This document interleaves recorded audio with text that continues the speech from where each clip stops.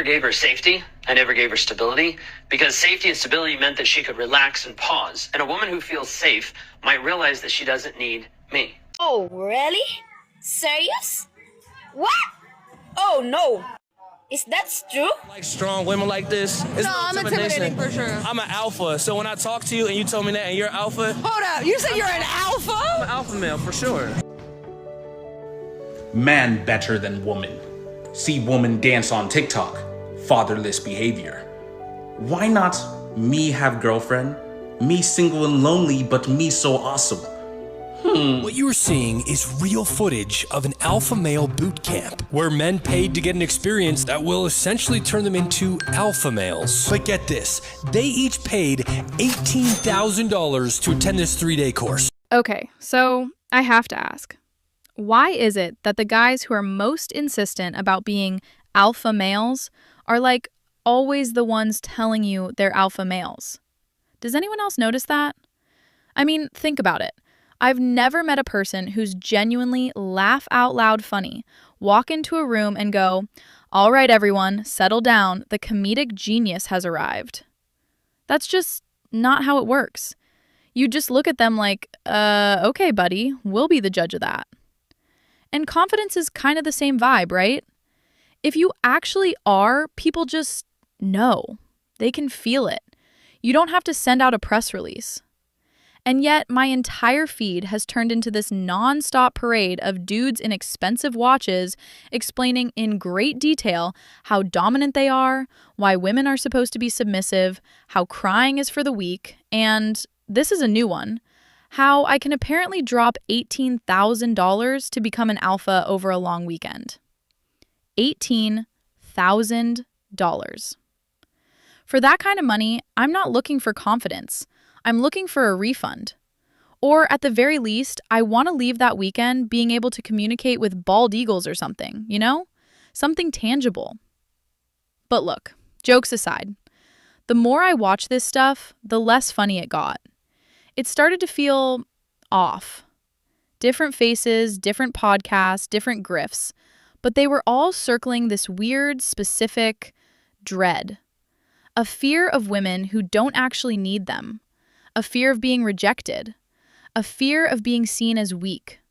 A fear of just not being respected. And it finally clicked when I heard one guy just being brutally honest for a second. He said he never made his partner feel emotionally safe. And the reason? He was terrified that if she ever felt safe enough, she'd look around and realize she didn't actually need him. I just sat there like, wait, this is not confidence. It sounded more like straight-up fear wearing a fancy suit and a self-help book title. It made me wonder if we've been getting this whole alpha thing wrong. What if this obsession with dominance isn't a sign of strength at all? What if it's just insecurity? Insecurity that's gotten really, really good at mimicking confidence. That's kind of what I want to dig into. If you could give advice to men how to pull women, what would you say to them? Just keep watching my content, yeah? Because I am the man. I am like the dominant alpha man. Make girls jealous with other girls. So if you want a girl, move to a friend. If you want to just be the man, just have loads of girls in a picture, and then that girl will want you more. I don't know, it's like reverse psychology. I don't know how to do it, to be honest. Weak men run to the bathroom every 15, 20 minutes. They get a little nervous. They got to go take a crap. They got to go take a piss. And when you walk into a public restroom and you see a guy taking a crap, that's embarrassing. I got to tell you, this is the most vulnerable position a man is ever going to be in. Taking a crap. Anyone can open the door, stab you in the neck with a knife. It's official, boys. No more pee-pee poo-poo. No more. Can't do a little pee-pee poo-poo in the public bathrooms. Have to do it just in your pants. No more the pee-pee poo-poo in you, okay? You're weak if you have to go pee-pee poo-poo. I only want a real man with his pee-pee poo-poo in his pants only. Stay away from me, beta pee-pee poo-poo public boys. You can never cry in front of a woman. Just in general, yeah, but if I saw you in that corner, like curled up crying, bro, I'd be like, who's this little vegan, bro? You don't even want to ask me what's wrong. Nah, bro, I'll slap you, bro. I think crying is vegan, bro. You know what's interesting? Every single one of these clips is trying to answer the same question. What makes a man a man?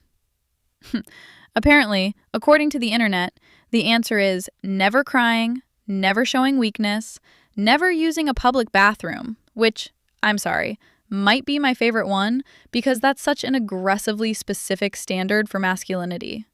Imagine explaining that to your ancestors. Grandpa, I held it for 6 hours because real men don't pee in public.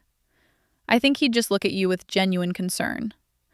But underneath all the jokes, there's a pattern here that I don't think gets talked about enough. Notice how often these conversations revolve around proving something. Proving you're dominant, proving you're desirable, proving you're tougher than the next guy. Even something as ordinary as using the bathroom somehow becomes a test of masculinity. It's like every part of life has been turned into an audition where you're constantly trying to convince an invisible panel of judges that you qualify as a real man. And here's the thing. People who are genuinely confident usually aren't spending this much time performing confidence. One of the first things psychologists notice about insecurity is that it often overcompensates. When we're uncertain about something, we don't always hide it. Sometimes we broadcast the exact opposite. Someone who secretly feels powerless may become obsessed with appearing powerful. Someone who's afraid of looking weak may build their entire personality around never appearing vulnerable. That doesn't mean every man talking about strength is insecure. Of course not. Strength is a good thing. Confidence is a good thing. The question is why it has to be announced over and over again. Because the more I watched these videos, the less they sounded like confidence, and the more they sounded like people trying to convince themselves. Never let a woman house train you. The moment you help out around the house, you've been demoted to a pet. Chores aren't tasks. They're submission drills in disguise. If she asks you to take out the laundry, no. Do the trash, no. Clean the garage, not a chance. She's testing how far she can push your pathetic submission tolerance. Real men don't fold socks. They fold their enemies. While you expand her kitchen, another man expands his balance sheet. Your job isn't cleaning. Your job is conquest. Can you date somebody that think they the prize? No, I mean, the man is always the prize. Remember that. You do not have to accept her rejection. I'm a professional dating coach and I teach guys how to understand the female mind.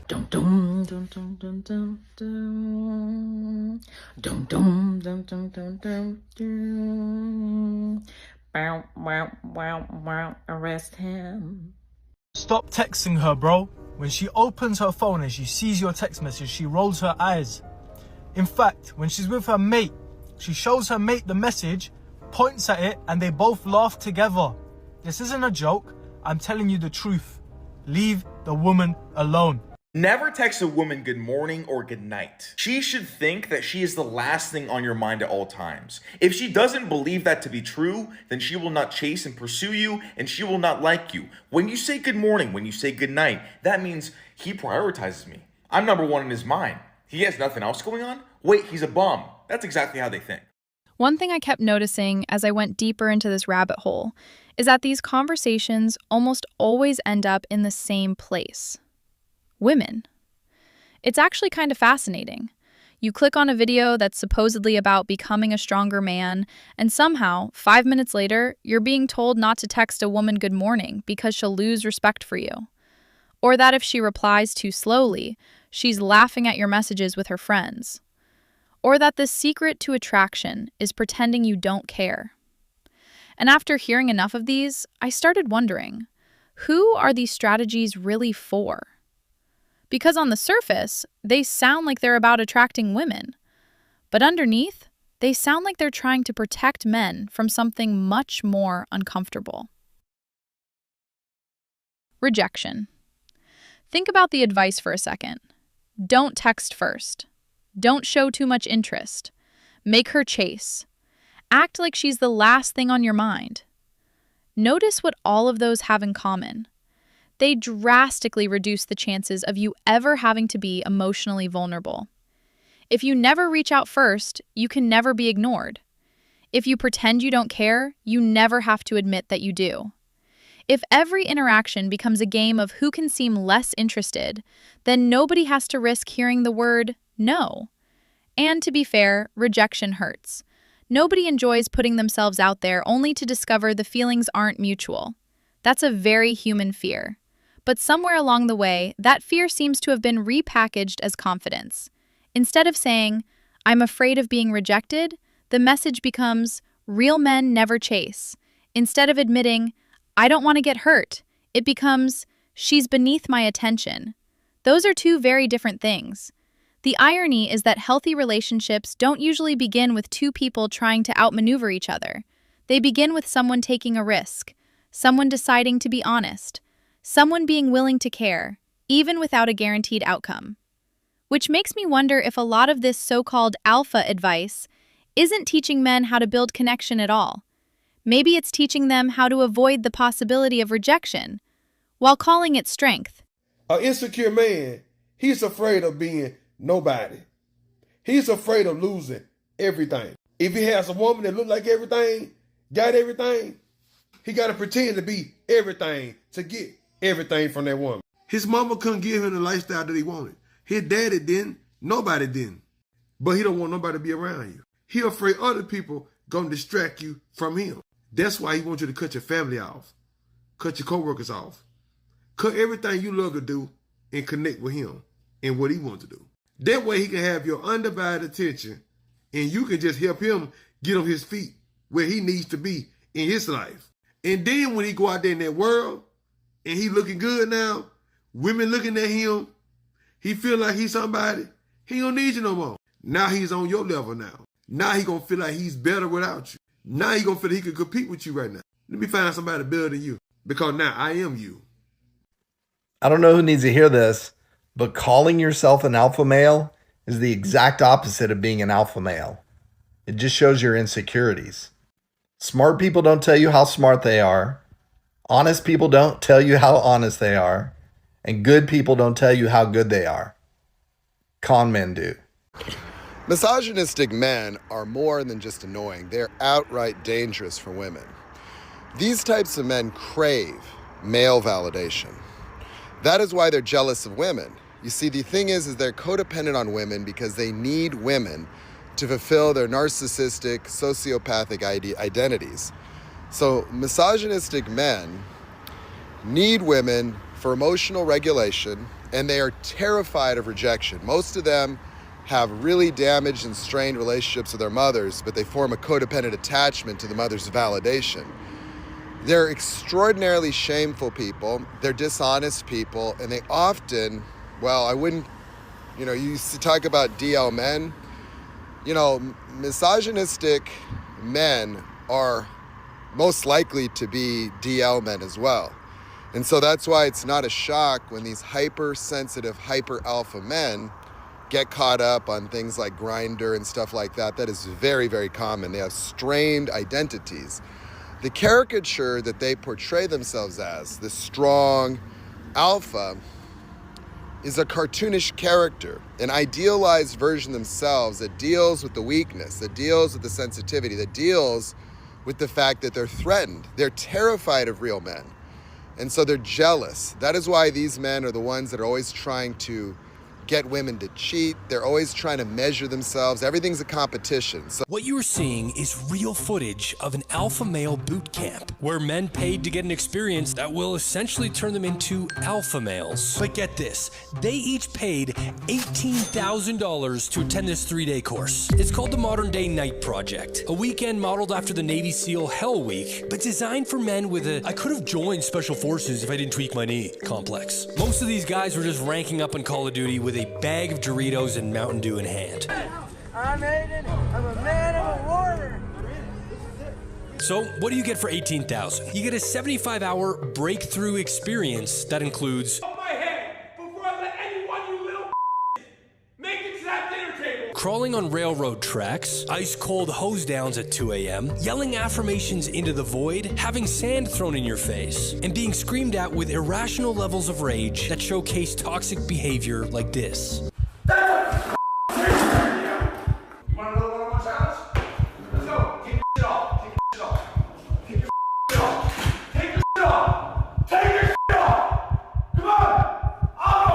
All will being under the supervision of ex-military instructors with nicknames like Gunny and the Sledgehammer. Let's be honest, this course wasn't made for Navy SEALs. If you want something like this, you might as well enlist. You might as well get paid for it instead of paying $18,000. Men nowadays are so insecure about their masculinity, they are now paying $15,000 to go to an alpha male boot camp.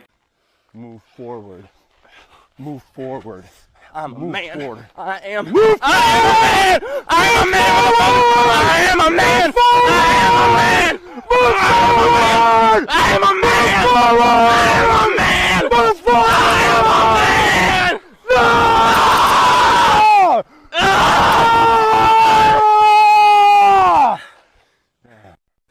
There. There.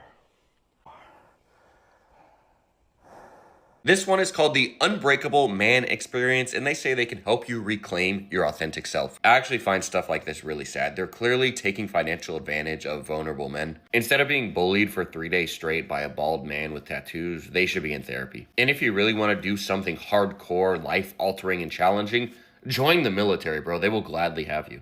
Now, eventually, this rabbit hole led me to what might be the strangest part of the entire alpha male world: the business. Because at some point, I stopped asking, why are these videos so popular? And started asking a different question: who's making money? And suddenly, a lot of things started making sense. You have the podcasts, the online courses, the coaching programs, the exclusive communities, the supplements, the masterminds, the books, the retreats, the boot camps, including one where men paid $18,000 to spend a weekend becoming alpha. $18,000. For that kind of money, I don't want to leave feeling more masculine. I want to leave with a pilot's license and a beach house. And here's the thing. I'm not making fun of the men who sign up. I'm actually more interested in why these businesses exist in the first place. Because every successful business solves a problem. Gyms solve the problem of getting stronger. Universities solve the problem of learning. Therapists help people work through emotional struggles. So, what problem is the alpha male industry solving? Well, according to the marketing, you're not respected enough. You're not confident enough. Women don't desire you enough. Other men don't admire you enough. Society has made you weak. And thankfully, for just a few $1,000s, they have the solution. The more I looked at it, the more it reminded me of an old marketing principle. If you can convince someone they're missing something essential, they'll keep coming back looking for the missing piece. And that's what makes me a little uncomfortable about this whole ecosystem.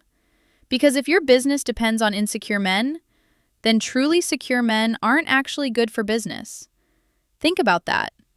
If a guy genuinely becomes comfortable with himself, if he builds healthy relationships, develops emotional resilience, stops comparing himself to everyone else, and no longer needs strangers on the internet to tell him he's valuable, he probably stops buying the courses.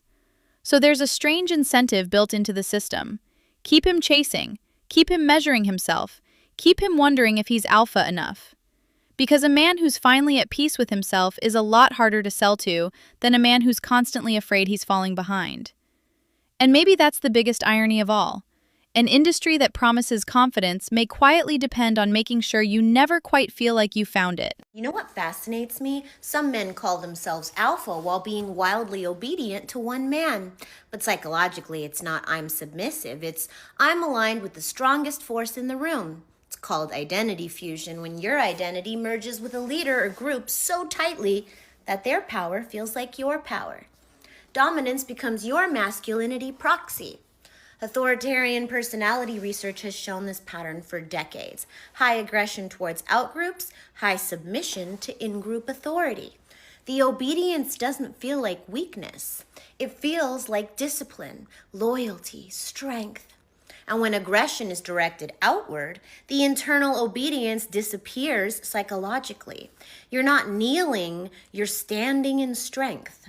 It's hierarchy psychology, borrowed dominance, power by proximity, which is ironic because actual alpha behavior in primate research isn't loud chest thumping. It's coalition building and stability. But hey, it's easier to cosplay a wolf than to read citations. Women do not want these try-hard alpha boys in the gym, eating meat, buying crypto, optimizing their lives. We want a cutie patootie. We want to lay in bed and watch sci-fi movies. We want men who can communicate. We want men who are emotionally regulated. We want a man who's going to hold the cat like a baby. I don't need you to be a millionaire.